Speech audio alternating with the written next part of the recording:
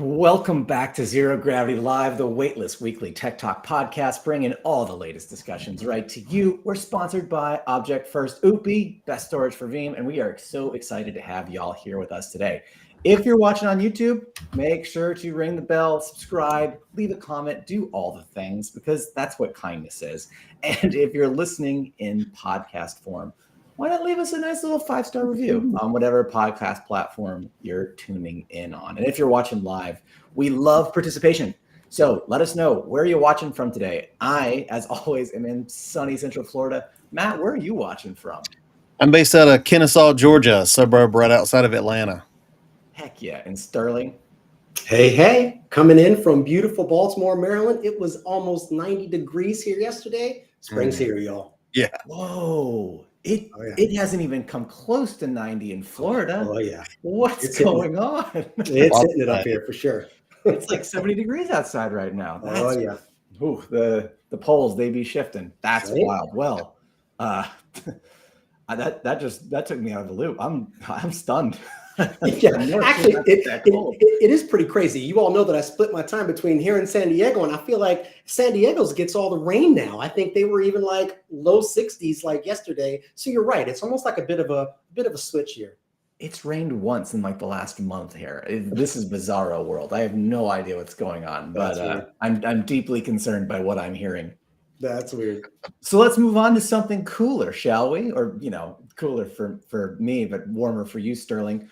We're going to do one person what's in your office this week. So, Sterling, what you got going on in there? Ooh, I'll take this. I've got a good one. I just mentioned it was 90 degrees here, which means it's warm weather, which means for me, if you know me, you know what time it is. It's time to get on that bike and ride. But I thought you were going to show us your swimsuit. Well, yeah, that too. The swimsuit comes after that, but not at the same time as the motorcycle. Exactly. But there's a little issue that some of us motorcyclists have, and sometimes it's dealing with GPS, perhaps listening to music, perhaps being able to take a call on the road, being able to be secure, be safe, watch the road, but at the same time get all the information that you kind of sometimes need, especially directions and coordinates. Well, the Garmin's have kind of done it over the years, but then with the proliferation of our phones, you want to play another Pandora station, you want to do something else, you want to, our helmets have all these things built in. You still have to pull your phone out to do those types of things. So for all of you that are motorcycle riders or have a little bit of an older car and looking to bring some of that newer technology into your car, I've got the answer. What this is right here, this is not your typical Garmin. This brings CarPlay right to your fingertips, right on the bike or right on the dash of your car. You got it right here. This does AirPlay, it does CarPlay, and it does, Matt, this is for you, Android Auto as well. So it doesn't matter which you have on here. You basically pair your phone, put your phone in your pocket or a safe place. You put this right on the dash. It's right up there by your speedometer, and you can basically do everything at your fingertips without taking your eyes off of the road, leaving you securely planted right on the road with all the technology you need at your fingertips. What do you think, guys? I mean, firstly, shout outs for making the What's in Your Office secure oriented, right? This is our month of security. So good job, Sterling, for getting the ball rolling there. That is way cool. I wish I had that like 10 years ago when my car didn't support it and I had to get one of those funky radio inserts to be able to use my iPhone at the same time. Yep. Dang, what's that called? This one is CarPlay. There are several makers that are out right now that are starting to bring a smaller form factor that literally fits on a motorcycle. You can't just go and put a tablet on the handlebars there. So it needed to be something that was a little smaller, but could still be cleanly and clearly seen from the front. Now, I know what some of you all are out there thinking, and anybody out there that uses these either in the car or the motorcycle, speak up and tell us what you think. Some of you are probably thinking, yeah, I have a buddy. She actually just puts her phone right on the handlebar, or he just has a quad lock, which is another thing, put the phone on the handlebar. Some of us, you all don't want our phones up on the handlebars out in the elements. Yeah, my iPhone's waterproof or water resistant down to a certain, and all those other things, but there's vibrations on the camera. There's accidentally it popping out and hitting the ground. There's all types of things where some of us just don't want to subject ourselves to that. So this is the perfect intermediary to be able to get all the things I need on my phone safely and securely while I'm on the bike. Yeah, and I'm guessing too that if you're, I've always wanted to have like an old like 90s, maybe even 80s Honda Civic. I think that'd just be the coolest car to have. Yeah. You know, if you're in one of those older cars and you have like the old radio system, like getting that hooked in and having the dashboard still be your little digital display, but keeping everything else about the car sort of stock standard, that would be really cool. Yeah, Um, absolutely. Look into that Absolutely. in the future when I downgrade my car to something that's like 30 years old. Yes. So I suppose my question for you, Sterling, is what do you do about audio? Audio is in the helmet nowadays. Many of us, not all of us, I still ride with some people who, don't believe in it. They think it's distracting. I find it calming, but essentially, almost all helmets are Bluetooth capable, and many come with Bluetooth and speakers already inside. Myself, I always buy the best helmet that I can for myself, and then add this communication system to it. These communication systems have been able to bring you phone calls up to a certain speed or loudness, of course, music, and then, of course, the piped in GPS instructions as well. But what you haven't been able to do is actually interact. I'm sick of hearing this station. I want to hear another station. Or, a message came in. I just want to glance down at it without being unsafe to make sure I don't need to pull over and answer that call or something like that. So, Right. Does your helmet do, because I know like the thing I love about these is I can put them in a mode where I can hear everything outside. It's like super fine details. Can your helmet do that too? there's some different configurations. Me personally, I do still want to hear the outside elements around me. So as long as the music can go loud enough to where I can hear it, but I can still hear horns or cars or even other roaring engines around me, people, there are some track riders mostly. They will use in-ear inside of their helmets, and that's a lot for that noise canceling. The bikes are a lot louder, and you really, want to sort of muffle some of that around. So there are a couple of different schools of thought on it. For me, I don't want in-ear. Number one, because it sort of mutes that sound, but honestly, it is a bear to take your helmet on and off with the daggone things constantly falling out. So if you have everything built into the helmet, it's within the confines of the helmet itself, but they're just far enough away from your ears that you don't really get that noise canceling that you're talking about there. The other choice is you just wear a skull cap and you're like some of these big hog riders and you just got the speakers on the bike, blaring at 11 going down the highway. And it's just everybody gets to hear it. So when you think about security, nothing about that secure. Don't take your call on one of those bikes. We get a lot of those down where I live. Oh, yeah. Oh, yeah. Biketoberfest comes around and you get to hear everyone's music. It's great. That's right. Like it or not. Absolutely. Absolutely. I bet you they all have CarPlay. I guarantee you that. Yeah, I think it'd be a miracle if they know how to spell CarPlay. Thank you, Sterling. I feel like every time I talk to you, specifically on this show, I'm building a wish list for hobbies I'm wishful that I will have, but likely will never do. So I am here. Thank you. Indeed. Keep me optimistic. Let's get into our topics this week, shall we, gentlemen? Matt, I know I've already seen your thing. I want to see it. Let's talk about it. Let's go.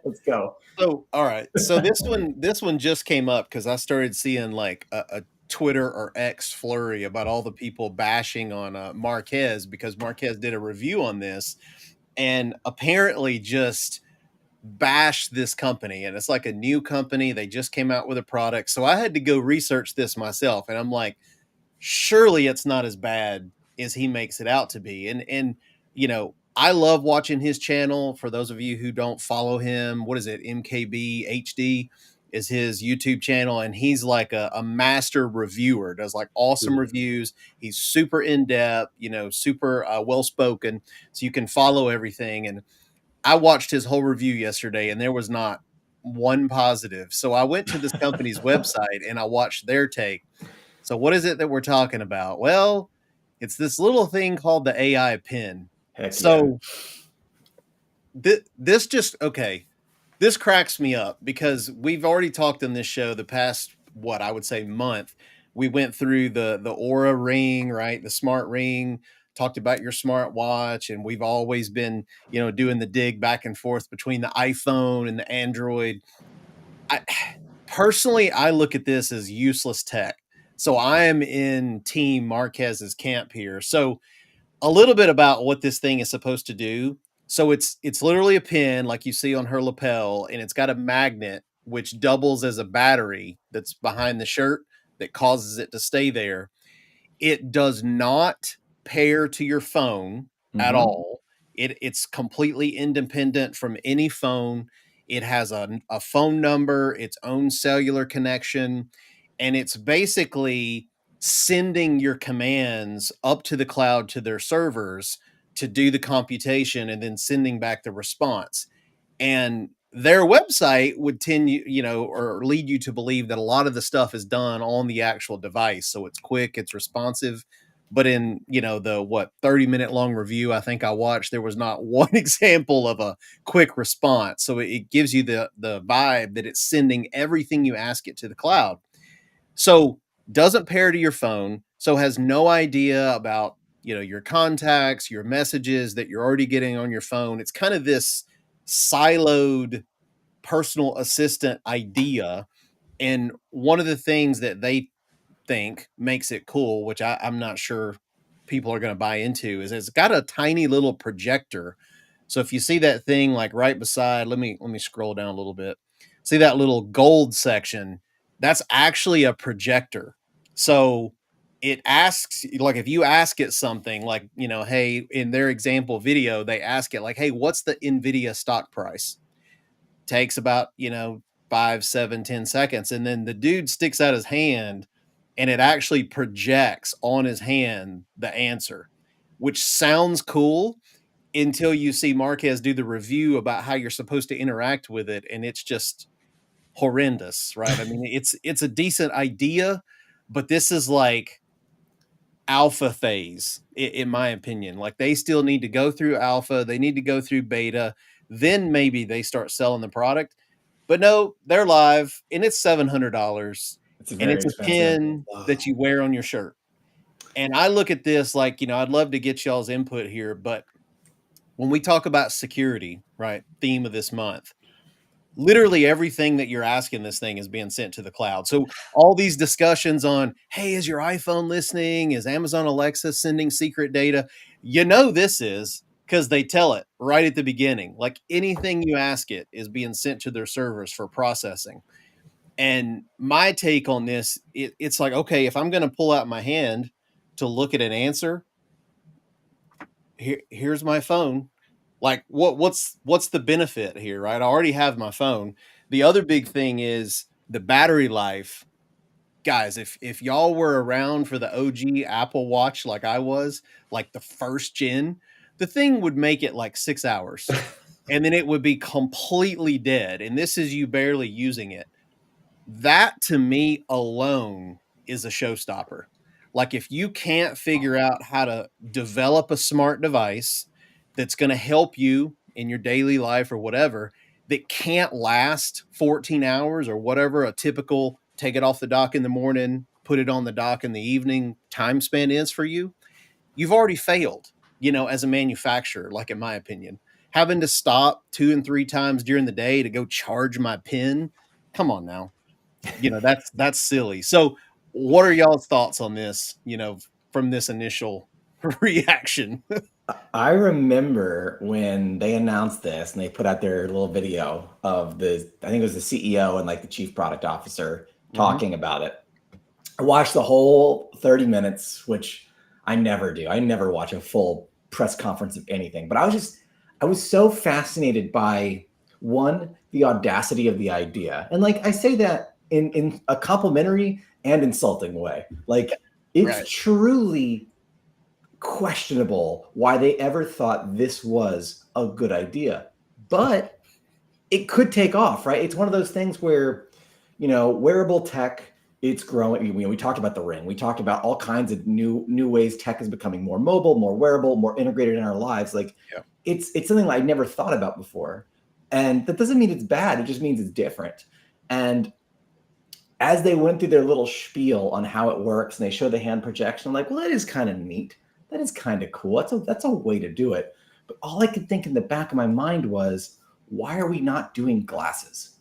Right? Why are we not doing face wearable tech? Like a better version of a lighter, lighter version of the Vision, more complex than the Google Glass, because that is the stopgap that they're trying to go for. Is like, yeah, it's not so heavy that you need to have your laptop plugged into it to make it useful, but it's also not so light that it's useless. And I don't know, the fact that they went with a pin. It's also a body cam, which, like, I love that our police wear body cams, but you know who I don't want wearing body cams is like teenagers at McDonald's. Like that's my space. I don't need to be recorded there. It's just allow me to eat my McNuggets in peace. So there's just so much about this that just makes me question everything. And I have not seen the reviews. I didn't even realize it came out. I kind of forgot this existed. But Sterling, what do you think? Guys, we're techies.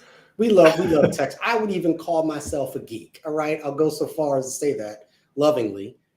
What are we solving here? This feels like tech for tech's sake, which I'm not against, but let's just say that. I don't understand. It's not connected to my phone. It's essentially, as far as I can see, Google.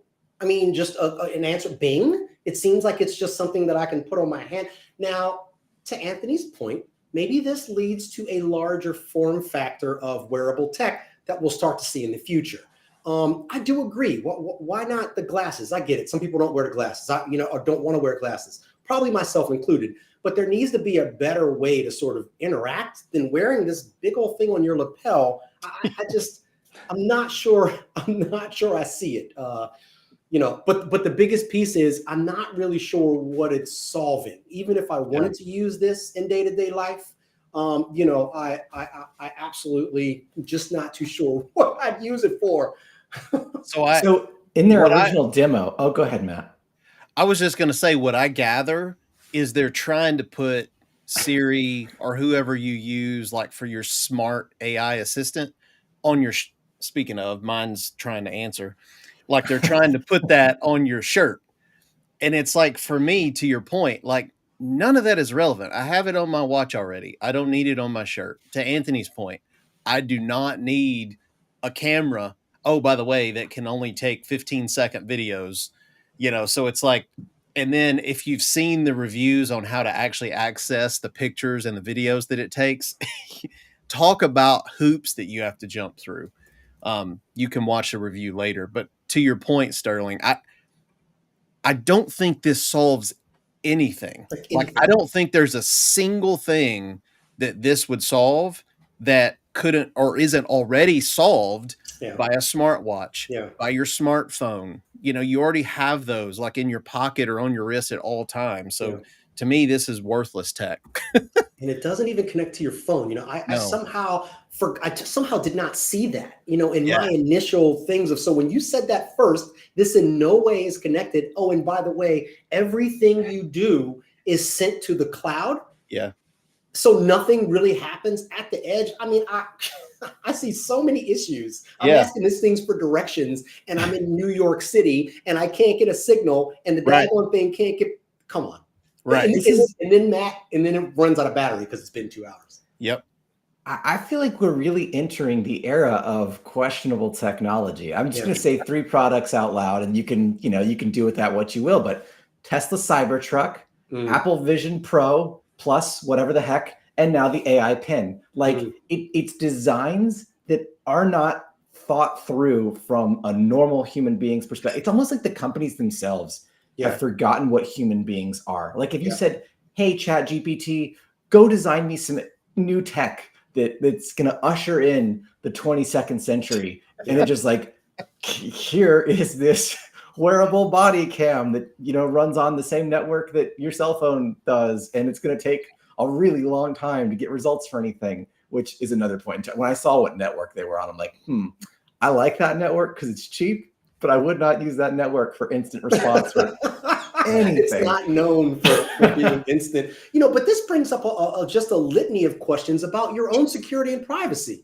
Listen to what Flextail says. What happens is there an off button? Do we trust it? Is it not sending stuff constantly to the cloud? Yeah, it's always recording is the answer. That's the whole point of it. Like that little infrared thing is just constantly, it's either beaming things out in your hand or it's reviewing the world around you. I don't know. Let's remember order one. Let's order one, guys. Oh, No, look, it's no, only don't do it. $800. All right. Next giveaway, maybe. Right. Oh, geez. I also remember one more thing in the demo. When they did the demo, like, props to the people. Like, again, it's not that the technology itself is like stupid. It's just not well thought out. Because like clearly they put a lot of thought and effort into building this. It's just the question is, should they have? Yeah. And during the demo, I remember like they took the pin off his jacket, which, if I'm wearing a t-shirt because it's Florida, how am I taking that pin off, right? Because the battery is the magnet. So the pin is the front and the battery is the back, and it clips between your fabric. So one, is that rubbing up against my skin and when I'm all sweaty in Disney World? That's right. Two, you just have to like whip the other battery out of your pocket, put it back in, reposition it. Like nothing about this is convenient from a usability perspective. Like I love that they thought about it, but they never actually thought, how does a human being interface and use this? It's great. Top to bottom. I love it. Yeah. Yeah. So there's that. Well, that is the AI pen. Tech, everyone. Jeez. Well, thank you, Matt. I totally forgot that existed, and I'm glad we brought that. I only saw it because Marquez was roasting it, and like all the other reviewers were saying the same thing, and I'm like, surely it's not a universal flop, that bad. And it sounds like it is. We hadn't started this show when they first released that demo, but I'm curious a year from now, like when V2 comes out, we'll be revisiting this and talking about like, oh, V2 is not so bad. Maybe it's time to buy one. Yeah, it comes with a brown paper bag that does all the AI. You just put it over your head, and now we're just walking around. Who needs to see? There's no cutouts. AI takes care of all that for you. Can't wait. I'm ready for it. Sterling, what have you got for us this week? Well, I'd like to ask everybody watching, how important is it to be able to reach your content? We live in this technological world. We work in the industry, but everybody uses technology. My dad uses his iPad, watches his Ring, watches the YouTube videos and everything. Well, what if we told you that YouTube is now blocking people who try to access their sites if you're using some sort of an ad blocker, if you're using some sort of a technology that removes those annoying commercials, if you use a technology that removes those annoying ads that we don't want to see on YouTube.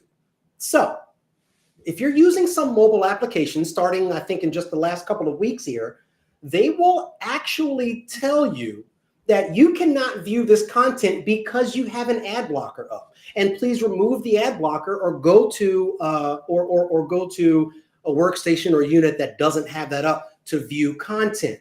On top of that, we now have Microsoft, which is now testing ads in your start menu. Now, I'm a Windows fanboy, Microsoft boy here. I get it. And I know who I'm talking to on this call here, but still, this has got me a little peeved as well, putting ads in my start menu. So I want to take a step back to say, in this new world of monetization, this new world of people that have to share, or that want to share what they have on social media and reap some of the benefits of it. A lot of the monetization happens because other companies can sell their ads while they're watching your stuff. So I kind of get why we need to be able to quantify why we're doing these types of things or why we're putting ads there. But now here we are on one of our favorite platforms of us to just go ahead and look through to find our favorite videos. And now we have to view the ads to see these videos, or we're just going to be forbidden from seeing them. I'd like to ask everybody out in the audience today, how badly do you want to see your media? Are ads worth it? Is this the new world? Or is this just, have ads gone too far? Are they just being pushed too far down our throats and we won't take it anymore? What do you think, guys? The irony is not lost on me as we stream this to YouTube as a live stream that's produced by a company where we sometimes talk about things that we want other people to check out. Now I get it, I get it. But here's the difference, right? And this, I've had this conversation for years now because my wife does YouTube work. And here's the thing. What we're producing here today is a combination of our personalities, our value, our ideas, our thoughts. And yes, we're sponsored by Object First. Yes, we talk about OOPI and security and things that we want, our potential customers to think about. But for the most part, we're here to, engage and talk with y'all. It's not an ad. There are like snippets of that in there.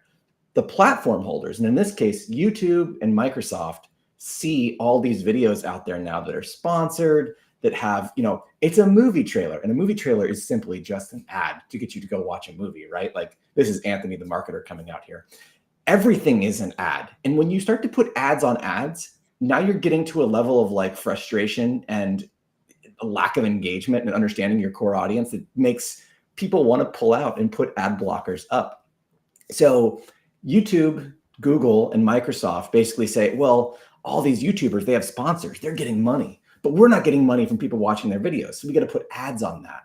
And I think that's the wrong way to approach this. Personally, and I've thought this for a long time, we should have gone to a digital tipping system.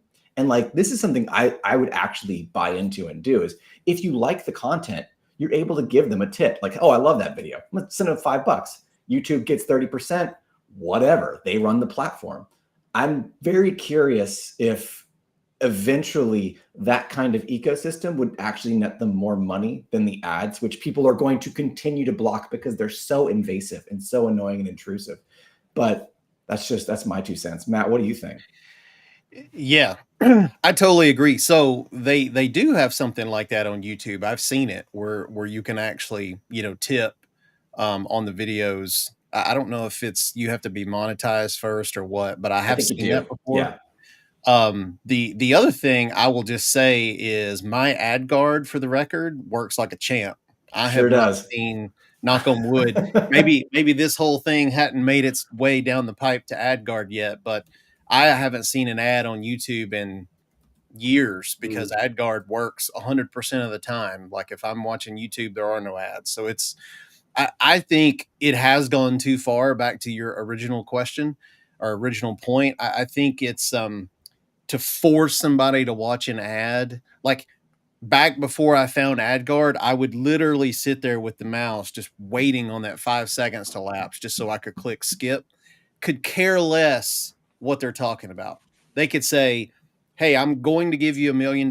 This is not fake. All you have to do is, nope, clicked off. It's like, I don't care what they're pitching. It's the same philosophy that I have with door-to-door salesmen and solicitors in the neighborhoods. If I wanted it, I would be searching you out.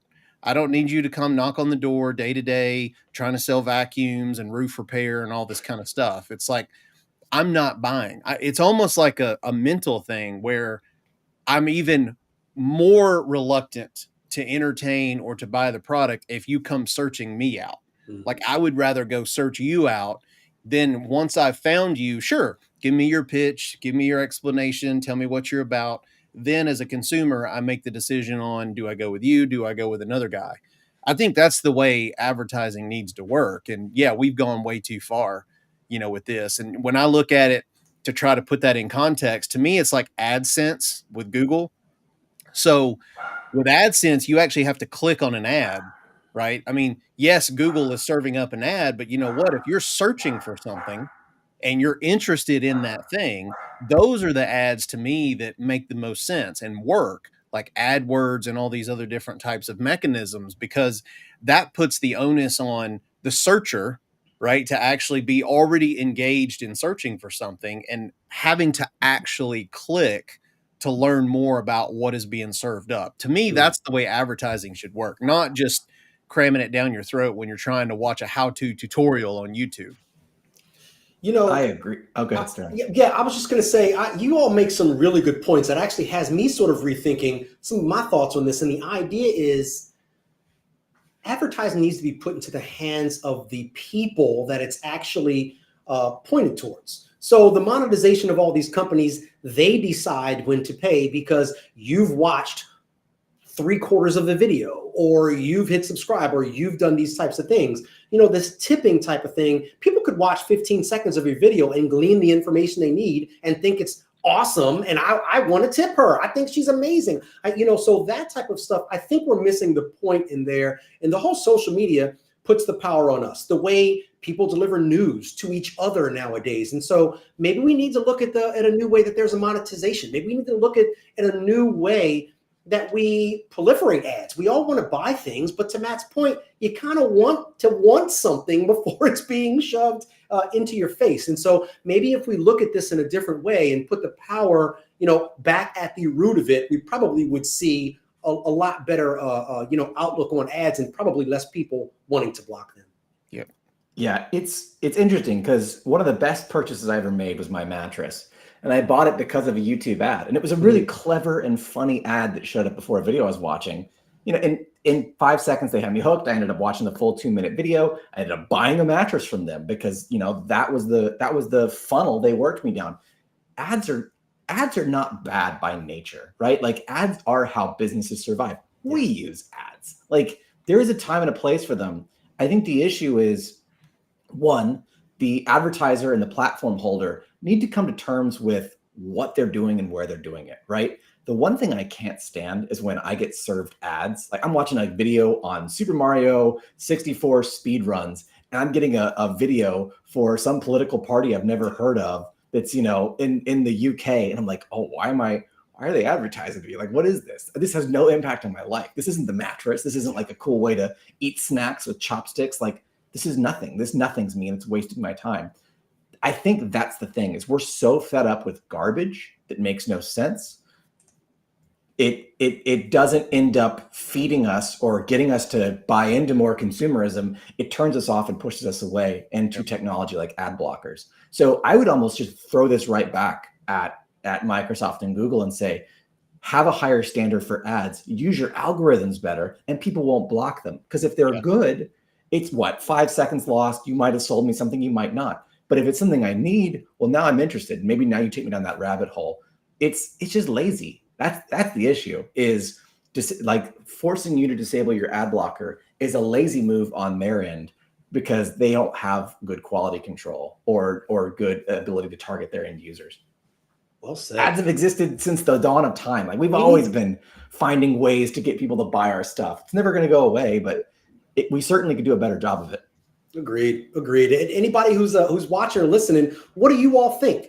Have the ads gone too far? Are you okay with them? Does there need to be a sort of new world order of ads? Let us know in the comments. Oh, well, that was a good one too, Sterling. I did not expect us to go down that rabbit hole, yet here we are. So I do have some good news. It's good news about bad news, but it's good news because I think every week I'm little Johnny Raincloud. Yet here, I got something I'm excited to share. So we talked about security. This is the month of security. We've talked about ransomware a lot. We talked about all these new ways that you can have your life ruined by malicious technology. But CISA, which is the part of the group of people that came up with the idea of zero trust, has just made its malware next-gen analysis system publicly available. So this came from Bleeping Computer, but CISA is the one who is pushing this out there. The Cybersecurity Infrastructure Security Agency, a huge organization. They had previously only been working with government agencies. Let's see, this is the U.S. federal, state, local, tribal, and territorial government agencies. So those are the only individuals that could submit malware to their analysis platform to be looked at and considered.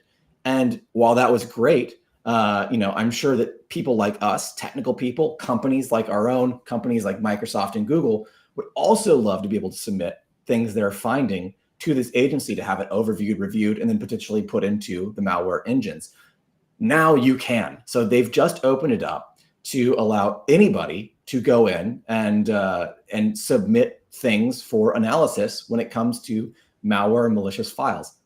This is huge, y'all. Like, this is one of those good pieces of news that could truly make everyone on planet Earth's life better, because now it's not just entities that can interact and help. It's open to the planet. And I was thinking, we should take this further. Like, personally, I would love to see something like this become open sourced and not just have CISA be the ones running it, but allow companies like Microsoft, Google, others to basically open the doors and say, hey, we're all going to start analyzing. We're all going to start putting this information out there and making it more known. Because unlike, intellectual property types of technology, we all benefit benefit from knowing about what's bad out there. Like this is just something that should be known by all. And I hope this step is another positive one in a direction of sharing, openness, and education for the masses, not just something that only benefits the few who are tech savvy. What do y'all think? I think three little letters. And if these three little letters can ring true, this is going to be amazing. API. I think different companies, to your point, we're going to need a way to sort of bring it in together, but bring it in together with a common language, right? If this becomes the new home automation, as we talk about a lot, where you have 5 different types of home automation and some of them talk and some of them don't, and now you have another overarching one that can talk to individual little one, it's going to become a mess. But this could be the brink of something awesome if we bring everything together and allow a true crowdsource. Yeah, I agree. I mean, this is the next step that I feel like they have to take, because there's so many of these threats that just it's like they pop up every day, and it's not by the ones and twos, right? It's by the hundreds and potentially even thousands of new type of threats, and people just can't keep up. And I can only imagine what the security companies that do, like, antivirus and anti-malware and these types of companies, I mean, they're scrambling to update their definitions probably every minute, to push updates. So this is truly going to help them, like you said, Anthony, like exponentially. This will be a huge thing. I do think, it'll be nice, to Sterling's point, if there can be some sort of batch upload and batch methodology versus the ones and twos. Like, hey, I got this random rogue attachment. Is this okay? Like, there needs to be a more, I don't know, wider bandwidth way to get stuff in to be evaluated. But hey, this is definitely a step in the right direction, because before there was none other than those few select groups like you talked about. So now to open this up to the general public, that's huge. Yeah.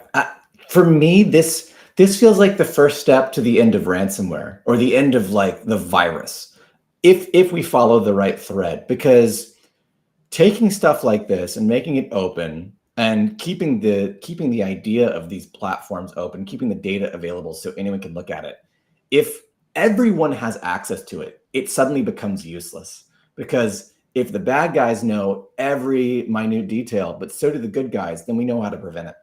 Yeah. And in my mind, this leads us to a point where the amount of information sharing that could occur between companies, individuals, like white hat hackers, and kind of secret in the back end, black hat hackers, gets us to this. It's almost like a knowledge utopia where we all know everything, therefore we can't be affected by anything unknown.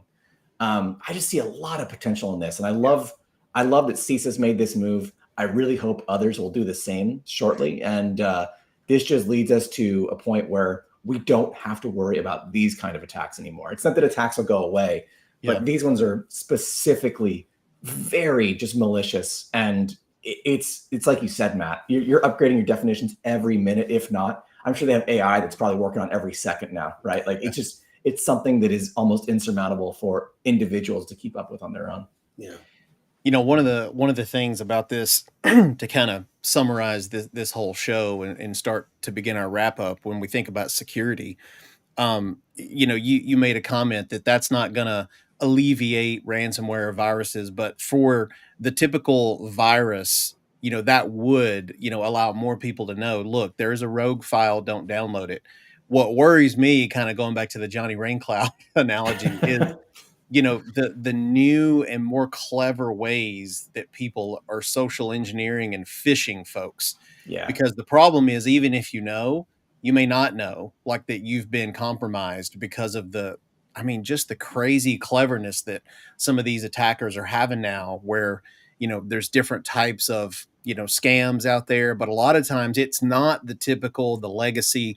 Oh, you downloaded an exe file attachment, you ran it, shame on you. Like, yeah, those have been around forever. Like, don't download and activate some rogue file.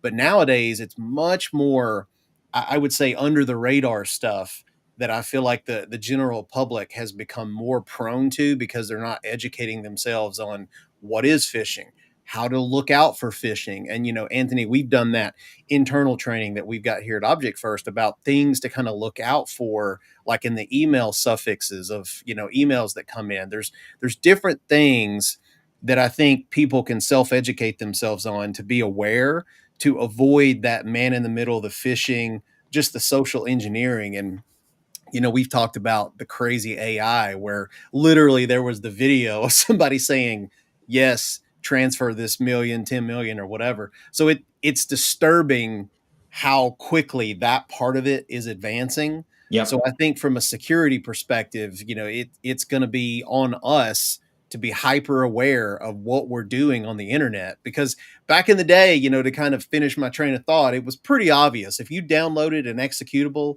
and you didn't know it came from the manufacturer, shame on you, because chances are that was infected. Nowadays, you could be doing your daily life and your daily job, not downloading anything. And if you just don't pay attention to, let's say, the site you're logging into, that you think you're checking your bank balance, or you think you're reconnecting your smart home app to so-and-so, boom, now they have your credentials. Now you're compromised, and, now they can steal your data. So to me, that's the part that we all, as responsible citizens, let's say, need to take an extra step to be cognizant of what's going on when we interact on the web. I agree with you there. I agree with you. I mean, listen, I'm just going to beat the same drum and say this doesn't take care of the human element. That's going to be a transition. The reason why the human element can never be completely mitigated, that issue, is because we still need to communicate. We still need to transfer data. We still need to log into our accounts. You still have to do those things. So, that always is going to leave a little bit of it open. But any of these things that we can use to help automate us, to help push us, to make sure that our data is secure, to make sure that we're safe, that we don't have to think about, this could be that next evolution of, what a lot of us are doing today with our backup streams, which is looking over Yara rules, making sure that our backup streams don't have a particular malware or an executable or something in it. This is sort of that next evolution of that, so we can get the data that we even need. The human element, that's always going to be a different one. Always going to be a different one. Yep. I couldn't say it better than y'all did. So instead, I'll just push people. If you are in the state where you are protecting data, if you're a backup admin, an IT admin, some kind of security admin, and you have not taken a look at what we've shared the last couple of weeks on the show, which is our Zero Trust Secure Backup and Storage white paper and research, I highly recommend you scan that QR code or go to our website and take a look at it. Zero trust, which, as a theory, is the idea that there's always some kind of compromise. Assume a breach at all times. You want to verify the integrity of people in your organization and outside of your organization, and the services in your organization as well, because you can't forget those apps that go rogue. You want to verify those things at all times. But we've neglected to do this when it comes to the backup software and the backup storage. And that's exactly why we've done this research and put it out there in the world. So if you are interested in looking at increasing and improving your security posture when it comes to backup and recovery specifically, give that a read. The research is good. The data also backs it up. And I highly recommend it from a point of, we're all trying to make each other better here. This isn't an ad. We're not trying to sell you anything. We're just trying to give you some information to help improve that posture. Yep. So do think about it, give it a look. And if you can, make your business's life better by implementing Zero Trust data resilience. And that's it. So thank you as always, Matt and Sterling, for joining us today. It's always good getting to talk with y'all every week. Thanks again to our audience for tuning in and bringing those comments. It's great interacting with y'all as well. As always, we are produced by Object First, creators of Utbe, which is the best storage for Veeam. So if you need it, give us a call. We're happy to hook you up with it. And, per usual, thanks for watching. Stay weightless, stay frictionless, and stay zero gravity. So I hate to disrupt the outro flow, Anthony, but reminder about next week, there won't be a show. So we're going to take 1 week off. So for those of you who are looking for us week in and week out every Tuesday, next week, all three of us have something else going on. So catch us on the 30th, right? The 30th in 2 weeks. That's right. And you know what? Thanks for interrupting the outro, Matt, because that's worth mentioning. The 30th, it's going to be a little different, and the show after that's going to be a little different too. So stay tuned. Some interesting things coming. Awesome things coming. Absolutely. Thanks, guys. Take care.